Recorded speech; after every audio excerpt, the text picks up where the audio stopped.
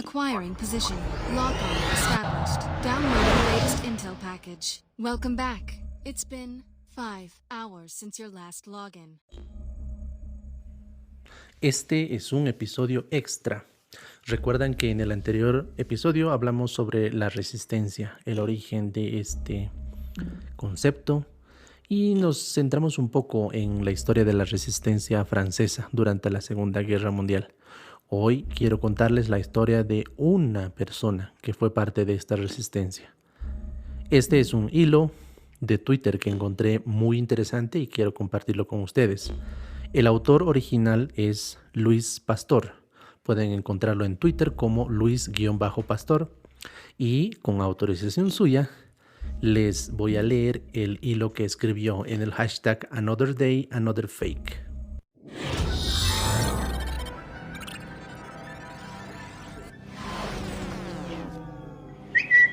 Hoy les traigo un Another Day, Another Fake muy especial. Empieza con una niña que falsifica la firma de su madre en el boletín de notas de la escuela. Su madre monta en cólera y dice que espere a su padre. Cuando llega, lo ve y no puede parar de reír. Esa niña es Sara Kaminsky y su padre, que parece ahora un anciano, guarda muchos secretos. No es la primera vez que oye a los mayores hablar cosas extrañas de su padre. Algunos lo llaman héroe. Otros dicen que estuvo en la guerra.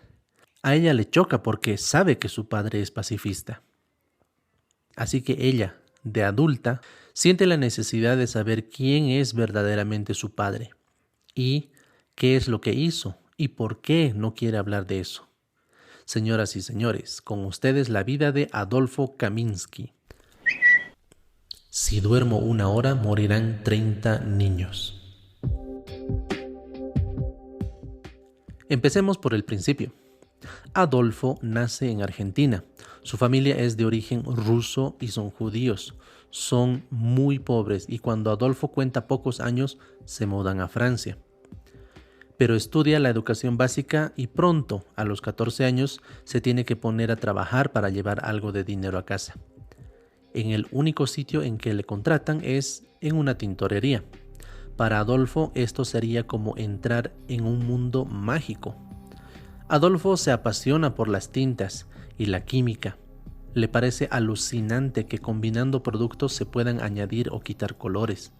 Empieza a experimentar en casa, pero su madre se enfada mucho cuando usa los cacharros de comer para sus quimicefas. Poco a poco, empieza a saberlo todo del negocio. No para de preguntar a su jefe todo lo que sabe y el jefe no deja de mandarle los trabajos más difíciles. Un manchón de tinta en un vestido de novia, pan comido para Adolfo.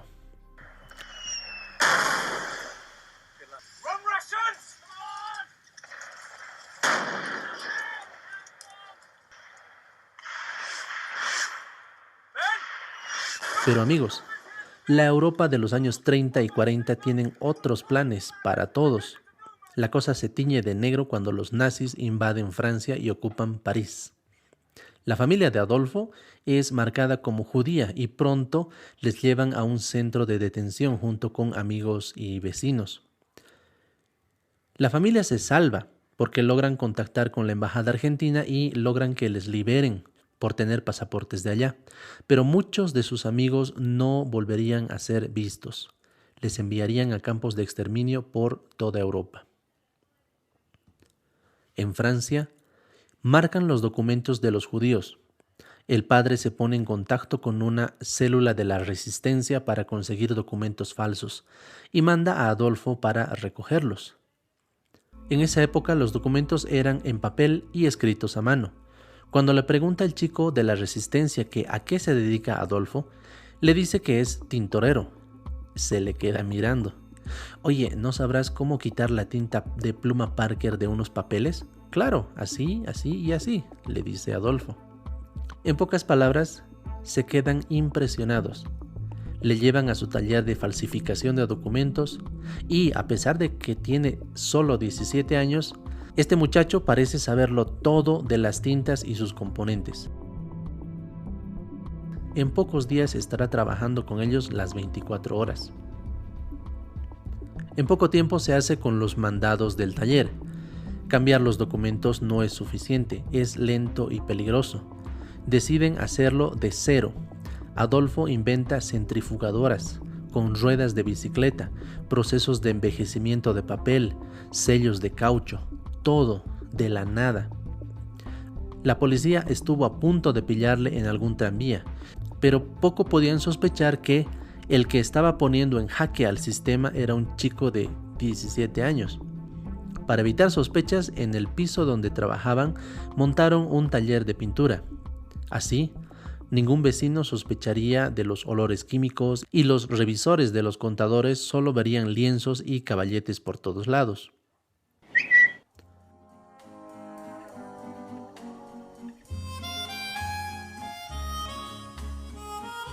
París en esa época es un campo minado. No sabes quién te puede delatar o quién será el siguiente en caer. Las deportaciones se aceleran y le llega el encargo de documentos más ambiciosos hasta el momento. Tiene que falsificar documentos para 300 niños en 3 días. Sí, solamente 3 días. Eso significa hacer 900 documentos. Echa cuentas y cree que puede hacer 30 a la hora. Además, tienen que ir sin ningún fallo.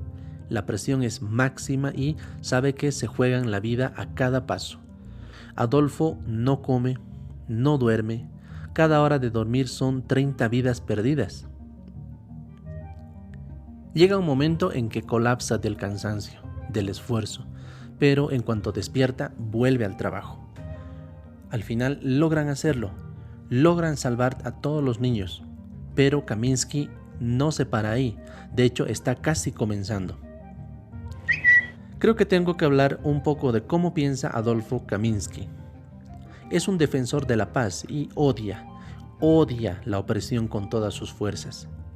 Dice una frase que es casi su credo. Lo que hacíamos era ilegal, pero si la ley va en contra de la humanidad es un deber incumplirla, porque él sabe que la diferencia entre la vida y la muerte a veces es un papel, y si él puede hacerlo, lo hará.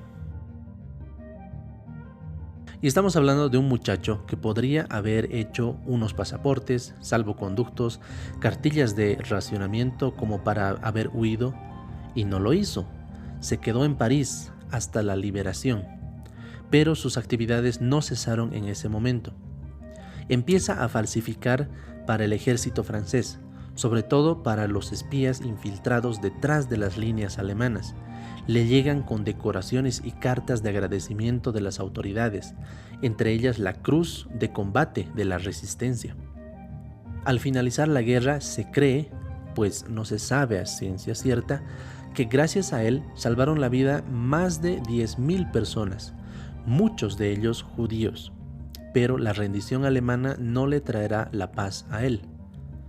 Muchos de sus amigos de la resistencia se acaban suicidando después de la guerra, tienen el síndrome del superviviente, se sienten culpables. Adolfo también. Abre un estudio fotográfico para ganarse la vida, se casa y tiene hijos, pero no le abandona su oficio. Rompe relaciones con el ejército y el gobierno francés, porque está viendo los procesos de descolonización que hay por todo el mundo. Entonces llega a falsificar documentos de más de 15 países a la vez, sobre todo contra los franceses en Argelia. Por ejemplo, llega a crear 100 millones de francos falsos para desestabilizar la economía de la colonia africana, pero no los llega a usar, los quema. Otra cosa curiosa, después de la guerra nunca cobró por ninguno de sus trabajos. Decía que no era un mercenario y que así podría decir no. Y muchas veces lo dijo, porque también dice que muchas de las causas que apoyó terminaron decepcionándole, pero que él confiaba en la raza humana. La lista de los países en los que ayudó a diferentes movimientos son Brasil, Argentina, Venezuela, El Salvador, Nicaragua, Colombia, Perú, Uruguay, Chile, México, Santo Domingo, Haití, Guinea-Bissau, Angola, Sudáfrica. Y no solo estos, también ayudó a los movimientos antifranquistas en España, a la resistencia contra Salazar en Portugal, a los griegos bajo el régimen de los generales. Pero todo esto le pasa factura en lo personal.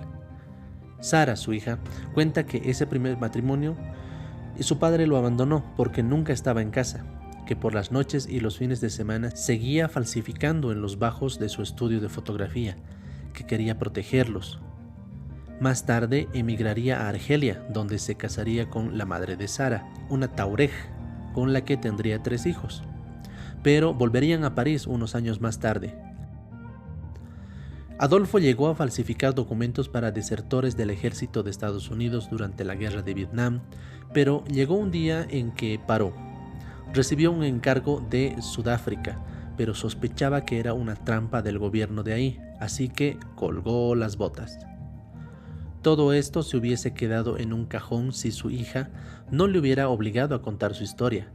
Sara ha escrito un libro con las memorias de su padre y ha dado charlas acerca de cómo su padre puede haber salvado a más de 14,000 personas.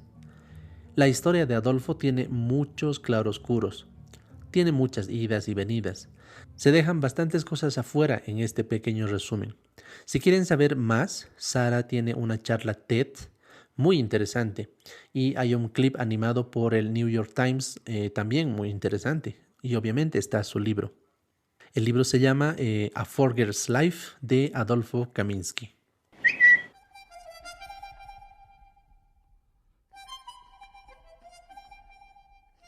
Como nota aparte, así como Adolfo intentó o falsificó billetes para desestabilizar la economía y al final no pudo hacerlo, hay una película en la que esto sí sucede.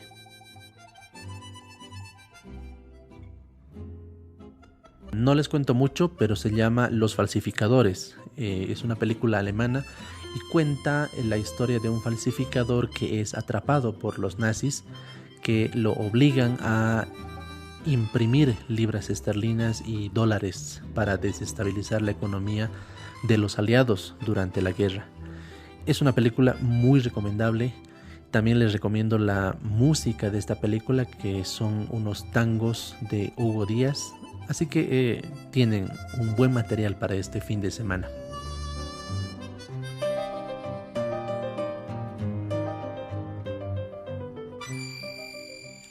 Si bien esto no puede tener tanta relación con nuestro juego, sí tiene relación con la historia anterior de la resistencia y de cómo les contaba que la resistencia se forma de voluntades individuales. Como han visto en esta historia, una sola persona puede hacer la diferencia para salvar muchas vidas o para cambiar el curso de la historia. Así como en nuestro juego, una sola persona, un solo jugador puede disfrutar el juego tranquilamente y hacer una gran diferencia para su facción y salvar el día de una u otra manera.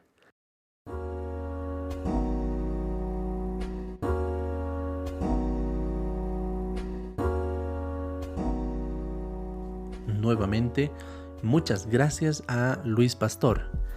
Esta historia ha sido inspirada en el hilo de Twitter que Luis ha escrito.